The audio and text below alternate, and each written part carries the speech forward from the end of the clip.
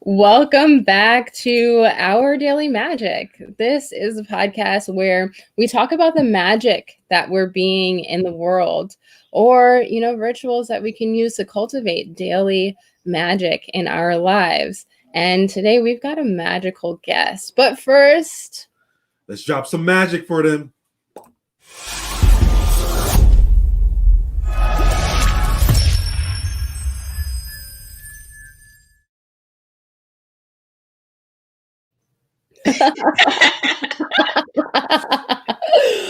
So our subject today is anti-racism, and our magical guest is Genesis Amaris Kemp, a wife, a sister, creative content writer, author, child of God.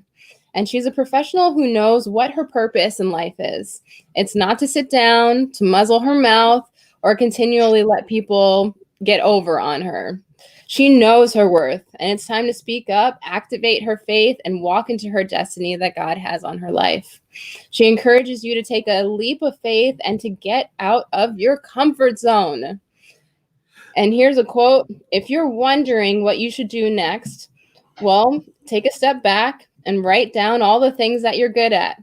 Out of those things which bring you joy, fulfillment, and you can ultimately see yourself making a change, not just in your life, but in your community and beyond.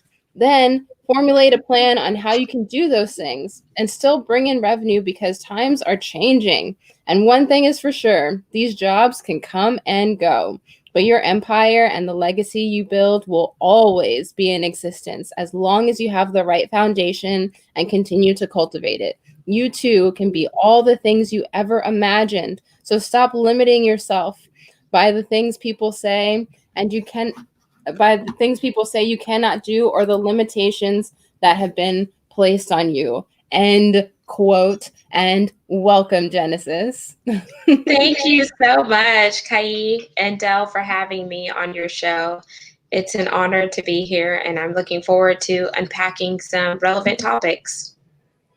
Yeah, for sure. So, there's all this beautiful language about, who you are and what it is that you do. But in your own words, where are you coming from? What are you bringing here to this space today?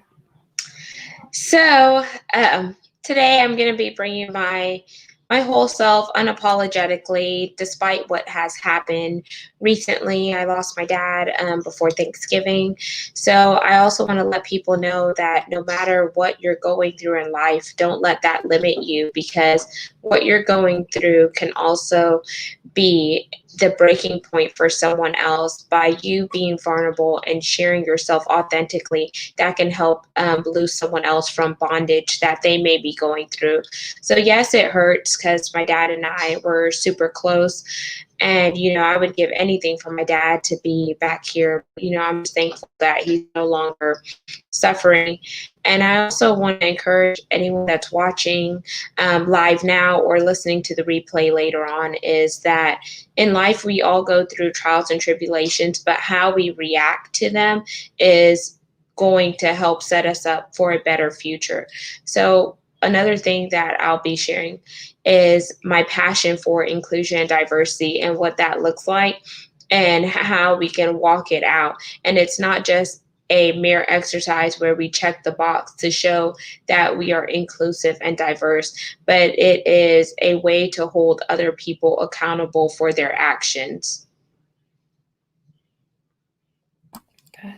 Wow. Thank you. And today, I'm just reading the comment that Monique, first off, she sent her condolences to you.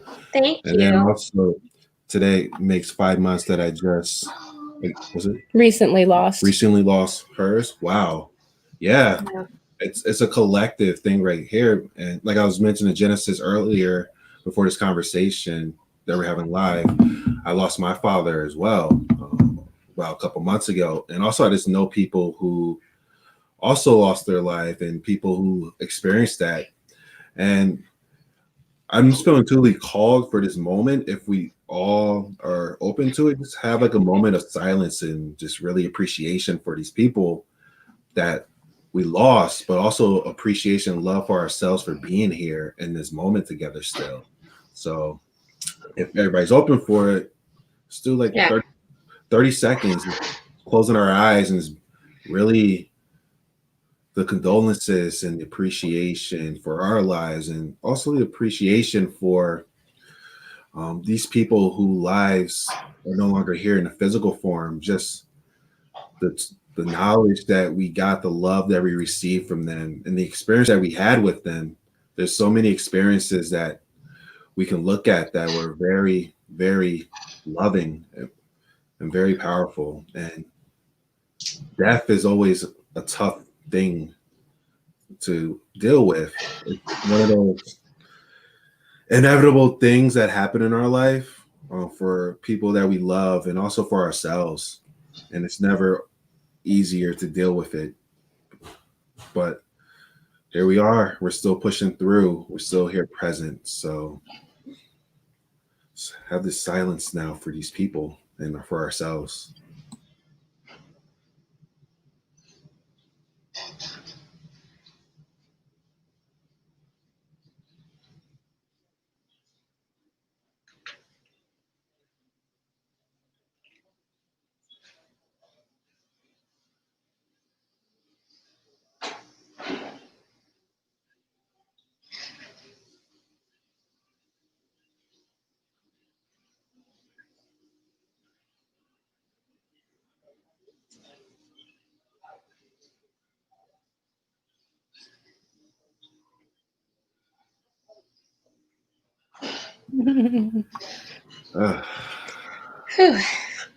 Yeah.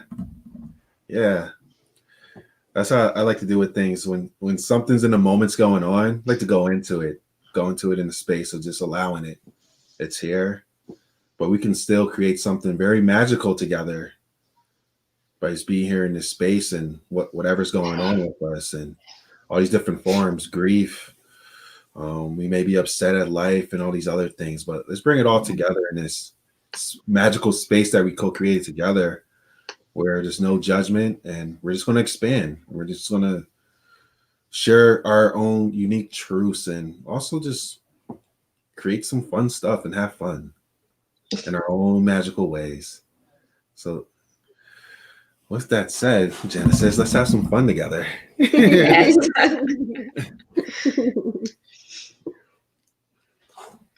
So how did you discover your purpose? You know, there's so many people out there who are just wandering and looking and seeking and searching, and you, in your, you know, your initial statement, you seem so clear and confident. I'm like, how did that come to be? I'd love to hear that story if you care to share. It actually started out of darkness.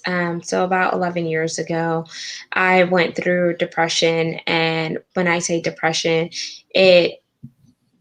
that was the part that really took me to the pit, because I was so worried about what other people were saying about me, that I wasn't, loving myself and being who I am, unapologetically. Like, I wasn't looking at the masterpiece that God had already created.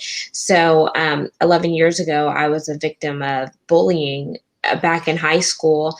And, that took me to the point of like no return, in a sense, where I started listening to what other people were saying about me, and I was trying to allow their thoughts and their perception of me validate who I was. But then I had to, go low in order for me to truly find out who I was. So I tell people that during that time, I fell in love with someone. And they asked me, who did you fall in love with? And I said, I fell in love with myself. I learned how to love me for who I am. And I saw me the way that Christ saw me. Like, I am a daughter of a king. Like, at that time, my parents loved me. I had a strong background of faith, even though I was battling, spiritual ties, and I was battling emotional ties. I knew that God will never leave me. And whenever I kept questioning, okay, God, where are you? He's like, you're the one that has distanced yourself from me. But if you will pour into me, then I will show you how to walk out this journey. And it was just like, I just kept hearing scripture verses, and I just kept hearing my parents saying, you are loved, like you are worth it. So that is the time where you have to really press in and show up and allow God to really minister to you, because he's going to have his agape love, which is the love that is, unconditional, the love that, no one can give you, because it says when your mother and your father leave you, God will take you up. And I just really started to read the Bible more. So I tell people sometimes we go through darkness in order for us to find out who we are. And it is a process. Even though you find out who you are 11 years ago, there are still seasons that we go through in life where we need to be refined like gold, where we're being stretched, we're being pulled. Because when you're called up to higher, you have to continue to embrace it and you have to continue to walk it out. And another thing that I had to do was, come up with my I am statements. Who is Genesis Amaris Kemp? And what does that look like? And what do I want people to know about me is how I'm going to project myself. So you really have to walk with confidence. And when you walk with confidence and boldness, no one can tell you who you aren't, because you already know who you are. Wow. Man. Amen, sister. Yo. Whew. Whew. Yeah.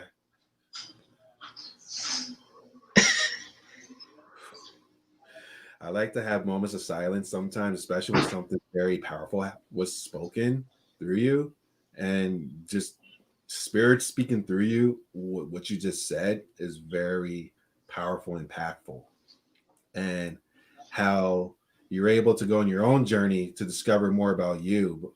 And the thing that I was like, wow, when you said for God, for being close to God, and God was like, I wasn't going away from you, you were going away from me, but you have the choice of coming back to me. Mm-hmm. Oh my God. We're going to make a video for that part. Oh. Wow. So my question, and this is coming from me too, because my own background as well, in which I experienced bullying in my life and led on a discovery and started to see things from a different perspective. So I wanted to hear from you. Since you start to integrate more that relationship with God, are you able to look at the way, or look at those situations for those bullies in a different way that you're looking at it before, in which before you was taking on the beliefs of what they were saying, and it seemed like now you don't have those beliefs. Whatever you believe, that's it. So Mm-hmm. from those situations, are you able to look at those situations from a different perspective right now than you were when they were happening? Yeah, definitely. Now I'm able to, love those who, throw the stones at me. I'm able to take what they say and build a bridge and get over it.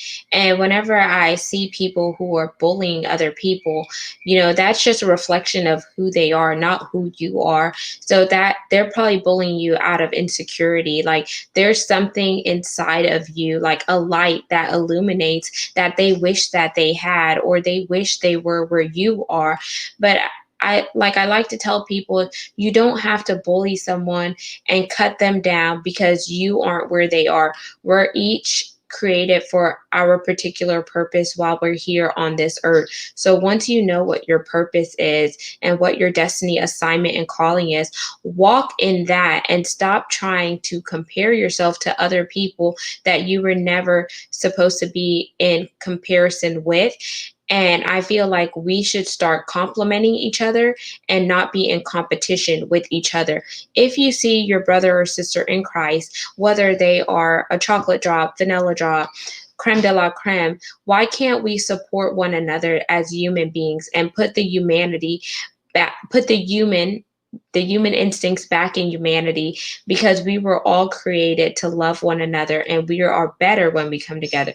So whenever I just see someone that's just being nasty and, just evil and just going through whatever they're going through, sometimes you just want to tell them, you are love. I don't know where you are right now in your journey, but maybe it's time for you to take a step back and start reflecting on the good things that you have going in your life. Because cutting someone down, what is that going to do for you? Is that building you up as an individual, or is that just showing your true colors and how you really are? You don't have to be nasty to someone in order for you to rise and shine. If anything, that's just making you a smaller person, because you are being small minded by the way that you are exuberating your actions. So powerful. And you've mentioned, quite a few powerful practices so far. So I'm just really, like taking them all in and, getting present to who you are as a human being. Would you like to tell us about like, what a typical day is like for you, walking in purpose and, being totally present to, who you are? Yeah. So, a typical day, I still work my 9 to 5 job in corporate America. So, the company that has slighted me because I have to think about everything holistically. Like, I'm married, I have a family at the time. My dad was sick, so I needed to make sure I was working so I could help my parents. And with me being of Caribbean background, like you don't just put your parents in a nursing home. Like your parents took care of you, so it's like a circle of life. When they get older, you should take care of them as well, because it says once an adult, twice a child. So I didn't want to leave that 9 to 5 job until my book fully took leap and I could see monetary stuff coming in. So I wake up, I'll do a devotional. I like taking a hot, steamy shower, and that's my time to, usher in God's presence, where I talk to God in the shower, or I'll listen to some praise music, because I keep hearing when praises go up, blessings come down. So I just have to get in, my personal mindset to keep me motivated and get my day going. Sometimes I'll talk to my husband if he hasn't already left for work, because he tends to work longer hours than I do since he's a chef. So sometimes, like, I want to make sure that I'm having that interaction. And, now that my dad is gone, like, I go check on my mom, ask her how is she doing? Like, what's her mental space like? Because I think that's important. And I've just been working from home lately.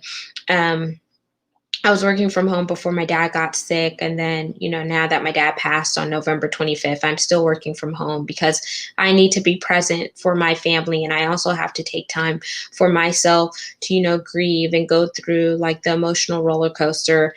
And I tell people, like, you can't tell someone else how to grieve, because we each have to walk through this journey of grief. Because if we keep it bottled up inside, it's going to explode.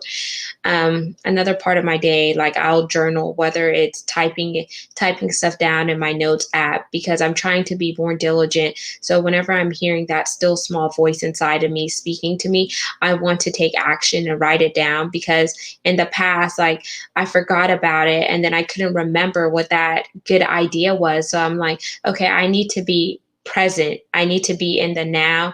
I need to put aside anything that could be distracting me or taking me away from like what God is trying to speak, because I believe God speaks to you in various ways. He could speak through you with someone else. He could speak to you whether it's watching a movie or listening to a song, because like if you read a scripture and you start to hear like little glimpses of it throughout your day, you're like, aha, that's confirmation that I was on the right track. And God, this is the message that God wants to get to me. So you just have to be aware of, your spiritual being as well as in the natural being.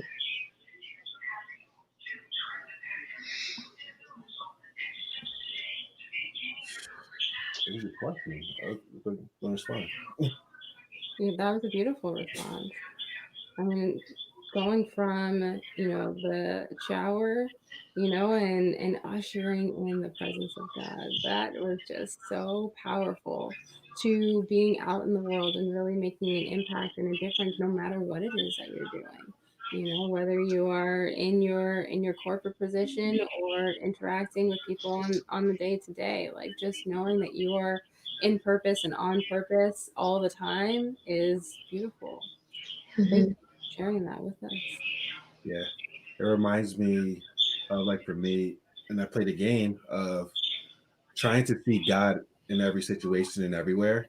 And as you were talking about it, it just helps me to visualize. It's sort of like you're playing a game with God, because my belief is like God is everywhere, and just Yeah. people tune in and speak and know that He's there and talk to Him and receive the information back like you do.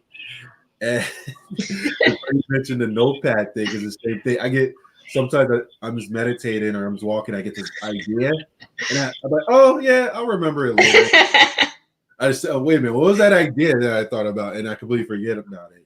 But I tried something new today, synchronistically, when I presented the idea to Kai earlier today. And she's like, are you going to remember that later on? I was like, probably not. So I admitted that I'm probably not going to remember it. But I said, oh, let me take a note. Let me use this notepad app I never used before to write some notes down. So now I am going to remember it. So, it's so cool. And also the fact of how you said taking care of yourself and going into yourself and really having that relationship with God and nourishing yourself in that way. And then you're able to just bring out that part of you, that love, that unconditional love for everybody else, and also connecting. You said so much stuff that I'm still processing, of one, being service for yourself and being service of others, being a service for your parents. They help raise you, and it's like the essence of really just being of unconditional service. Makes me want to ask you, like, was there ever a time where you weren't really able to be, like of service? Was there, a period of time where maybe you felt like totally different? And what was that tipping point, if that's how it was? Or maybe it was always this way. But what has been your experience? So, at work, with my current job, I started with the company in 2013 as an administrative assistant. And anyone who knows what an administrative assistant is, it's like they think that, oh, she goes gets coffee for me, she writes my calendar, like she does all this stuff for me. And that could, take a lot out of you when a lot of people are, waiting on your service. So during that time, I had to, make sure I was aligning like my core values and my morals along with the job description. So there were things that I knew that I was not going to do, even though I was employed at that company. Like, I'm not going to go, fetch you sandwiches, because then that becomes a personal assistant and I'm an administrative assistant, which means like I support the entire team, not your personal needs. I knew that I wasn't going to go send their clothes to the cleaners like I saw other administrative assistants do. So I had to set up boundaries, because when you don't have healthy boundaries in place, that pulls away from the self-care that you need to have for yourself, because you're running ragged trying to meet everyone else's needs. So I feel like that's going back to once you know who you are and you know what your morals and your values and your characteristics are, then you have to let that usher into wherever you are in life, whether it's at work, whether it's at home, whether it's with your family or your friends. It's so important to have healthy boundaries and know what your limits are and what your limits aren't. And I felt like doing that job for 4.5 years was a tipping point for me, because I learned not to overextend myself, and I learned not to allow people to push me around. And it was in that job where I took ownership of my career, because I kept hearing once an admin, always an admin. And I said, by whose book? Like, I didn't go to school and get a 4-year degree just to be stuck as an administrative assistant. Like, can you show me where a university gives you a degree and being an administrative assistant? It's not rocket science. So during those 4.5 years, like, I was learning the company, but I was also setting myself up for success. Like, okay, I went to look up, okay, what does the company offer? Like, what are some of their benefits? Like, what can I apply for? And I stumbled across tuition reimbursement. So I was like, okay, this company wants me, wants me to do a good job, but I also want, the company to see, what I have. Because whenever I started there, I wasn't, looking for administrative assistant because I was already coming into a big company from a smaller oil and gas company, but I already had experience and I had technical knowledge and expertise. But they said, oh, we don't have a position for you. But if I would have stopped at what they were saying and I thought that was the end all be all, then I would still be stuck in that administrative assistant role. So I tell people, where you start out in life or where you start out in your career is not your final destination, and you don't have to remain stuck or stagnant in that position. You have to learn the company. And my brother always told me, like, it's like playing chess, and business is about politics and politicking. Like, you have to play the game in order to win, but you don't necessarily have to bend and break at their beck and call, if that makes sense. Absolutely. You can take this one, because I'm sure you can resonate with this. Well, I just have another question, because what you're saying is so profound in so many ways. Like you're saying about setting yourself up for success. And of course, there's the chessboard way to play it, but it sounds like you've got some like some additional support systems in there. Like, what does your support system look like? How are you supporting yourself? So I have mentors. I have spiritual mentors, people who are godly people that I go to, and I also have, non, you know, mentors that aren't so spiritual, because I feel like there has to be a balance. So whenever I'm going through spiritual warfare or I'm going through a journey that I feel like it's spiritual and God wants me to get something out of it, I'm going to tap on some of the elders who have been walking with Christ longer than I have, to get some wisdom. And then I'm also going to confirm that with what I read in, the Word of God. And then with my mentors that aren't so spiritual, that I know understand business, they understand how, people who don't look like me think, and they've been walking out that business journey, I'm going to strategize with them. I'm going to, give them bits and pieces. I'm not going to give them my whole playboard, but I'm going to say, hey, this is a situation that I'm dealing with. Have you gone through this? Do you know any advice on how I should approach this situation or the scenario? Because I don't want to give away all my cards in the deck, because I don't know who they know and I don't know who they may be talking to. So I'm just going to give them a glimpse and feed into that, because like I tell people, feedback is a gift. So you should take what applies to you and thank the person, and then whatever doesn't apply to you, still be respectful and thankful and discard it.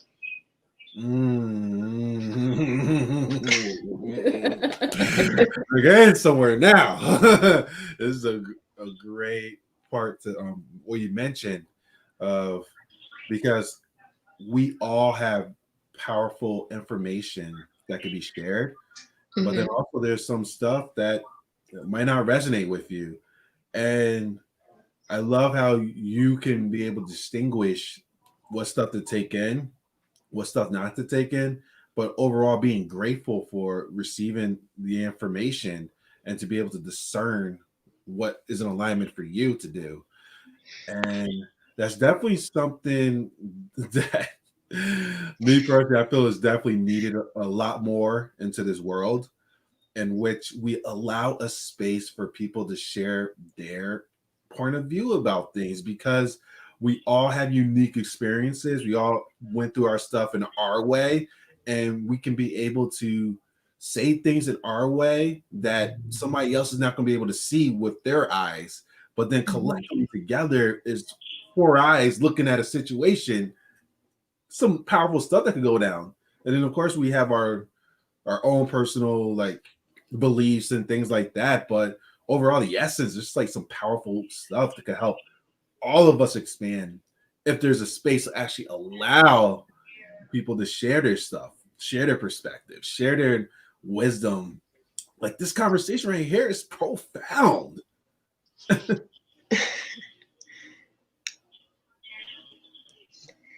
Yeah, most definitely. I definitely believe, like my dad always says, knowledge is power. Yeah. Yeah. It definitely is.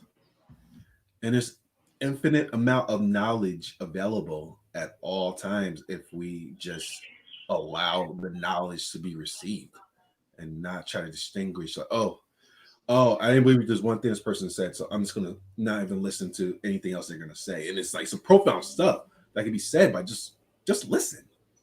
Mm-hmm. You got a fan. I want to shout him out. Talk True Series. That's my friend. Hey, Shanique. She's actually the host of another podcast, and the name of her podcast is Talk Truth Series, and she's an author as well. Amazing. Yeah. Mm-hmm. Yeah. And this next comment is a really great comment, and I'd love to hear more from you, Genesis. Like, how are you taking it easy on yourself, at this time? And I, for one, am one who can get caught up on, all right, that's enough now, get off it, and move on, keep going and move on to the next. But like, there, oftentimes with me, there's an element of like compassion or ease, that's missing. So like, how do you remind yourself, to integrate that? Or just how are you, in general about your experience? So when you say how am I taking it easy, do you mean after losing my dad, or in general with everything that's going on in the world, like social injustice and the whole Black Lives Matter movement? Or do you mean everything collectively, or just what resonates with yeah. you? You just said a There's lot so of places to go to. So so girl. I'll break it down like this. So with losing my dad, what helps me is, like, I've been, working on his obituary for the past day or two. So just thinking about all the good times that, me and my dad shared, which is a lot, because I felt like my dad was like my best friend, for an older person, and just, filled with so much wisdom and knowledge. And he was always there. Looking at pictures of him, and, when I see his smile, I think about, the memories that we share. So just trying to take me back in time in a sense. So like the chronological state. And that has really, I'm trying not to cry. That has really helped me. Then just trying to be strong for my mom, because, they were married for 30 years, and I can't even imagine, like, losing my spouse, or, just not having him there with me, especially after you've gone through a lot. You've seen a lot, you talk to each other, like, your whole life, like 30 years, that's a lot, of time. So just trying to be strong to be there for my family. And I think it'll really hit me once, his funeral comes and I see his casket lowered into, the ground. But until now, I feel like, tears are healing, tears like are a way for me to express myself. And I feel like I can't let nobody tell me how to grieve, because you haven't been where I've been. And if you have, then you should understand. But, each one of us is walking through like our own journey, and grief hits everyone differently. So that's one way that I try to take it easy, is just looking at his pictures, or whether I go back and listen to one of his voicemails that he sent me, so I could, hear his voice, or whatever the case may be. Then as far as the work front, how I try to take it easy there is by reminding myself that, this is not going to be, this isn't my first job, and it's not going to be my last job.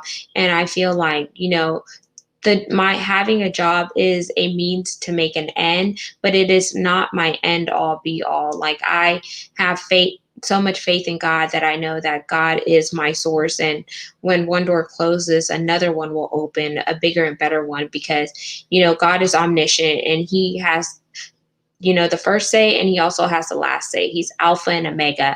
And even though, my job is, I'm also going through struggles there because they're cutting 1,900 jobs. And I'm in the period of not knowing, okay, am I going to have a job or am I not going to have a job? But then I also can't put all my trust and faith in man, because if you do, man will fail you every time. But if you put it in God, then God is going to hold you up whenever you can't hold your own self up. And then with the whole Black Lives Matter movement and, dealing with social injustice and anti-racism, I try to share my story and what I went through to be the voice and be the person that other people need to see, because I feel like we as an African American people, we don't come together because we're so caught up on colorism. Oh, she's light skinned, he's dark skinned, or we're so worried about, okay, if I help him out or if I help her out, then, they're going to pass me up. They're going to take my position.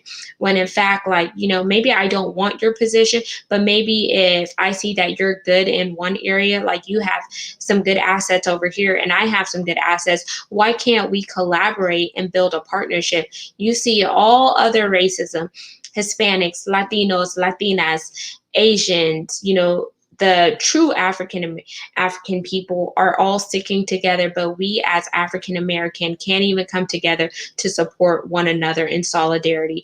So what I can do for my people, especially knowing that, my ancestors died and paved a way for me to be where I am today, is to use my whatever platforms I have to speak and share my stories, my trials and tribulations that I endured, and allow those to be part of my testimonies and help someone else that may be going through a struggle, whether it's mental, emotional, physical, or whatever the case may be, because I believe that we all have stories to tell that could help pave the way for not just those who are coming besides and behind us, but it's laying a foundation for future generations to come. So we're not losing anything by having candid conversations and being transparent. If anything, we're gaining victory and we're gaining traction because we were the ones bold and courageous enough to speak up about it. Yes. And you have a comment here. Faith in God is important. His strength is perfected in the times that we are weakest or most vulnerable. Just let it all out. Mm-hmm. Like they say, let go and let God. Yes. Surrendering. And it's really just allowing something that's bigger than us, because there is a force bigger than us that only it does is love. And we have access to that. It doesn't matter what we're going through, it's just here to love us no matter what. And yeah, and I love what you mentioned too about the racism thing. And for me, yeah, I'll share my perspective because I resonate so much with what you're saying with the whole dark skin, light skin thing, and meaning like me person, I feel, and it's validated as a reason to do it in that way. There's a battle against like the colors going on, like this external battle of racism, but never really had the time yet to address the internal racism going on between each other. Like you were mentioning the dark skin, light skin, or feel like this person may try to take you over or stuff like that. And I personally feel like before even doing external stuff, like the external things, start to work on the internal home and coming together. And like you say, in African, like the Africans, they could come together because they're a tribe. They're a tribe. They come together. And personally, I feel like we collectively need to come together as that tribe, and we're Yeah. all powerful in our own unique ways. And if we allow a space to allow each of us to be in that unique power, we can co-create some very powerful stuff together. Yeah. Yeah. And I mean, and words have so much power too. They say that You know, like when a baby is first born, it doesn't know the difference between itself and its mother until words are given. You know, like mom, baby, you know, and that's when the separation happens. You know, it's like when did we decide that we wanted to be separate? You know, it's like that language just gave rise to it. Now you're calling me light skin and you're calling, you know, this person dark skin, and it's like we're all human, Yeah. you know. Yeah. I feel like, and like, this may potentially trigger some people, but I don't care. It's one of these questions, especially where people who think we're different. And it's like, if you believe in God, and God created heaven, the earth, and all of us, don't you think that we're all the same? Don't you think because we all come from the same thing? I mean, externally we just have different like complexions and stuff, but deep down we are all the same. I completely agree. It's like Mendisa's song, "We all bleed the same, so tell me why we're so divided." And she was pretty much talking about if we would just, you know, come together, because we all have like a heart, we all have two kidneys, we all have a gallbladder, and all of that stuff. So our DNA makeup is the same. You know, we all bleed red. So I don't know why we're so divided. And I feel like it is something that people have projected on us to keep us divided. And I think it actually goes back to slavery times, whenever people would face segregation. And I feel like some people never really let that mentality go. And I feel like, okay, if the world is evolving, why can't we evolve as human beings and do better? If you know better, do better. Yeah. Yeah.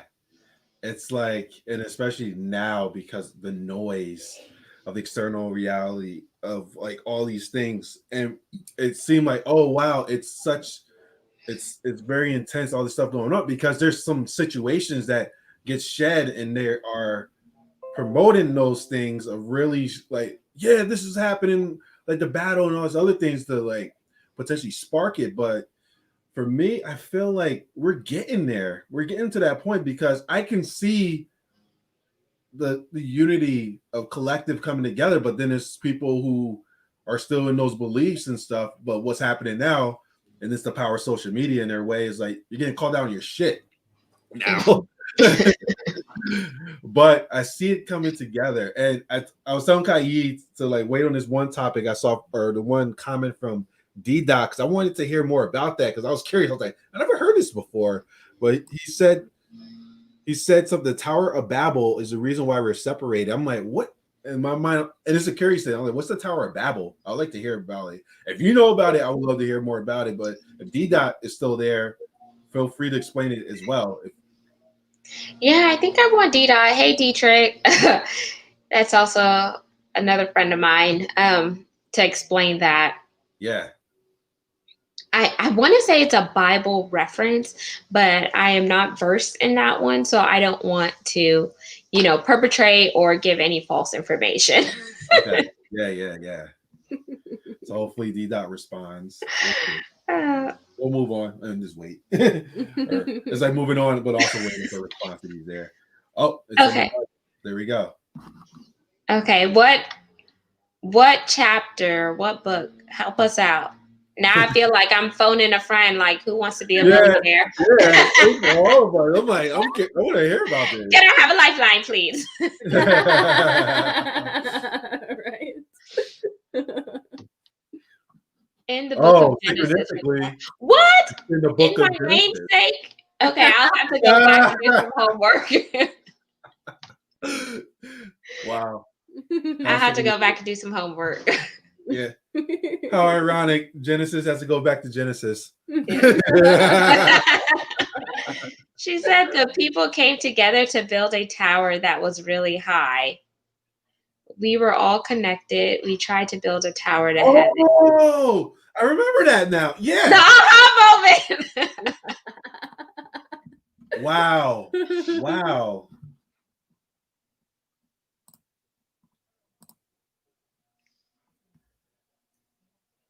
Yeah. Oh, I remember that now. I remember that. Yeah.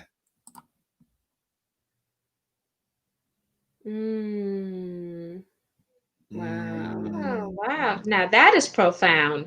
Yeah.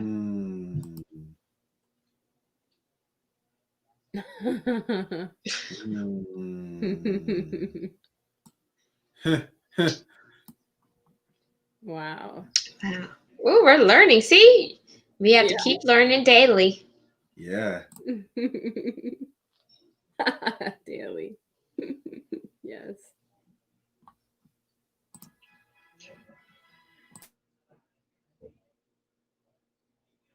Mm. It's funny because like it seemed like it was a journey of the separation happening, Hmm. but then it's like now it's coming back together. The process of coming back together and beliefs being challenged now. Your beliefs that are against this unity belonging for us belonging together is being challenged right now. Yeah. So it's pretty cool. And it just shows you just how powerful this light of God is right now that's happening in the world. Because the light, when the light gets turned on, the light brings out the darkness to go into the light. So it's very fun and expansive time, but also there's some parts of it that's challenging because Yeah. things like human things go on that we're human. It's like we all have emotions and things happen in our life that brings up these emotions. But it's like, what do you do with it? It's here. What do we do with it?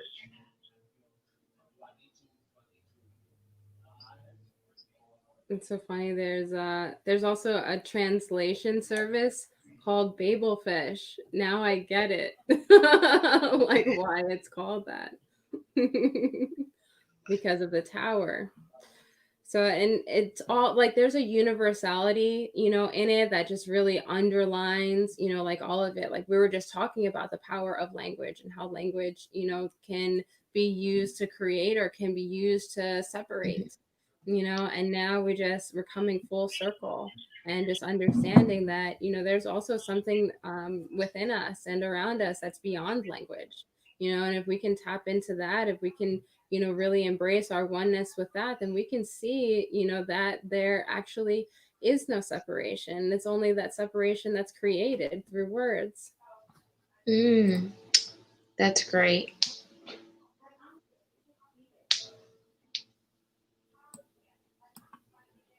Very interesting. Yeah. Thank you all for sharing. Yeah, right. This is really informative. Some great wisdom. Yeah. Yeah. I love learning. Give 2 snaps for D Dot and talk truth. I think I got my Thanos glove on. Oh, these Thanos gloves. No. Well, speaking of learning, and continuing to evolve our wisdom, what are some of the ways, Genesis, that you continue to expand yourself, and continue to get present? You said that you have mentors. Is there anything else, like for the people who are listening that want to expand themselves? What advice could you give them? Like you said, mentors, reading and understanding what we read for ourselves, whether it's reading something that is biblical, like, going deep diving in the Bible, whether it's reading some books out there on, self-care, nutrition, wellness, because I think that's very important as well. Journaling is also a way, because sometimes you're bringing out some of your subconscious thinking and you're writing it out. And I tie that back to, my biblical and spiritual walk, whenever it says write the vision and make it plain.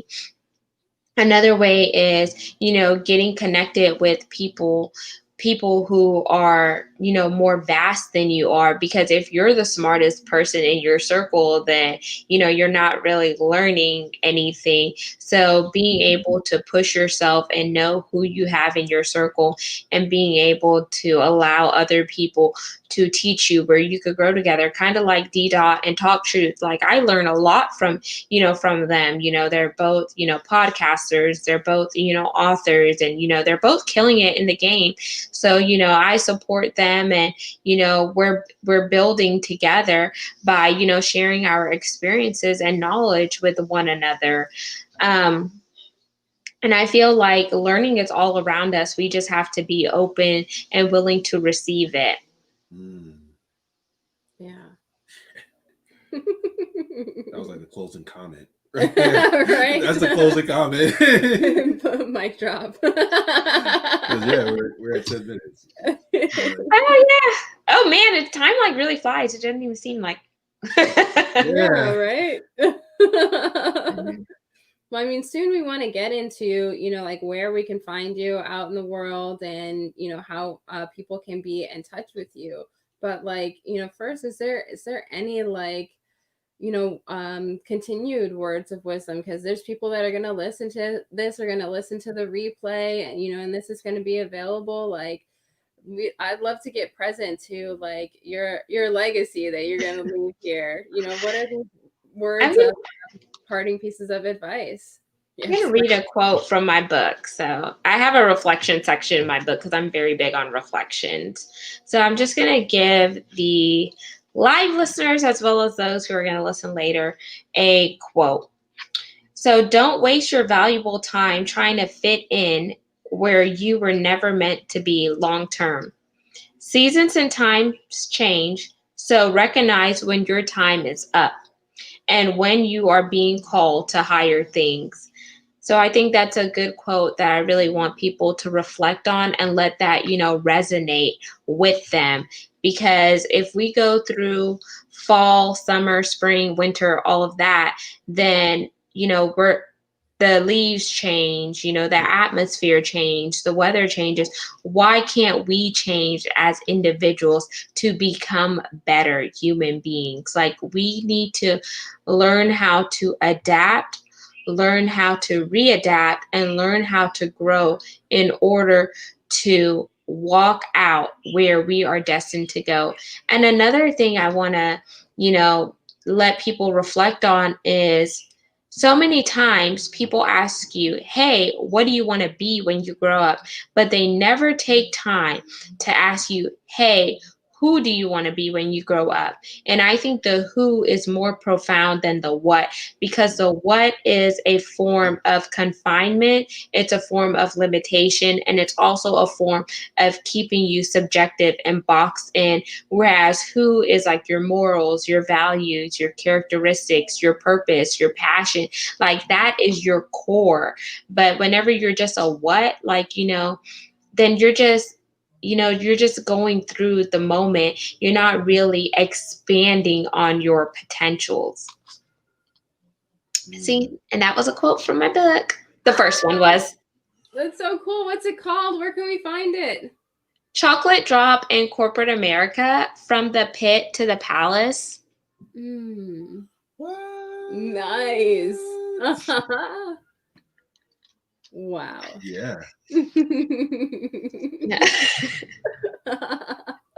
Amazing. And I know we only got a few minutes left, but like, what was it like getting your words down into this, into this book, and having yourself be shared with people in this way? It actually, was a cool process, because I wrote it. The book actually was birthed out of frustration. So, like, after hearing, no, you're not good enough or whatnot, when I knew, damn well that I was killing it, like, I knew my metrics were speaking for itself, my KPIs, which are key performance indicators. And every time, like, I heard something that, just didn't align with my spirit or what I was doing in the workforce, that was just like kerosene to the fire. So it was just adding fuel and giving me more things to write about. So I wrote my book in 2 months, where I know people who have written their book, faster than I have, but I really enjoyed the writing process, and I really wanted to make sure that, my book had some funny moments in there that was like, part of my personality. It also had moments in there that would, challenge the readers to reflect on where they were currently in their life and where they wanted to get to. And, I wanted to inspire and motivate other people. So I use all of those things and put them in my book. And I wanted my book to speak for itself. I wanted people, like, once they read my book, to be like, oh, wow, like, okay, I really needed to hear this, or, this is going to push me to, jumpstart, like, that dream that I had that, was laying dormant, or it's going to push me to tell my story, or it's going to give me the courage that I need to speak up and be my own advocate. Yeah.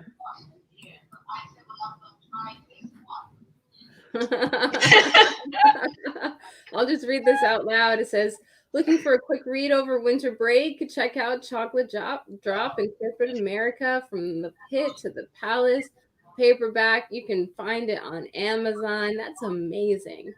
Congratulations on that. Yeah. Thank you. You're most welcome. Wow. Okay. So, I mean, I've got to say, it's an honor, to be here in your presence and to witness the wisdom that you've unleashed. These things don't have to be a secret to people. Success is possible, inner wisdom is possible, and you're an testament to that. Yeah. Thank you so much. And I tell people, like, no matter what age you are, like, you can achieve, like, your wildest dreams. Like, I'm only 29 years old, and people will probably think, oh my gosh, like, she's, full of wisdom. But I feel like, when you have older siblings and, older people, like, they help inspire you. And, my husband's also an inspiration to me. And we do have an age gap, like, we're 8 years apart. So, I'm just grateful to surround myself with people who have, been on the journey longer than I am, and, just being able to impart wisdom into me. And another thing I tell people, like, if you see somebody that's killing it in the game, don't be afraid to go up to them and, celebrate them, or ask them to be your informal mentor if they're able to take that on. And because we all know that closed mouths don't get fed. So we just have to, walk it out, like, walk it like you talk it. Right. Hey.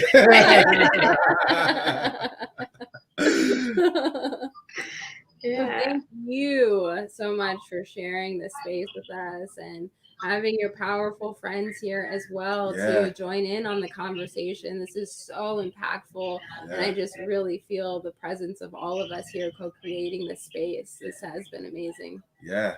I'm going to look up the Talk True series and the other podcasts. That's right. Definitely going to, I'm bringing this wisdom here. Oh, this curious cat's about to roam over there and see what's going on. Absolutely.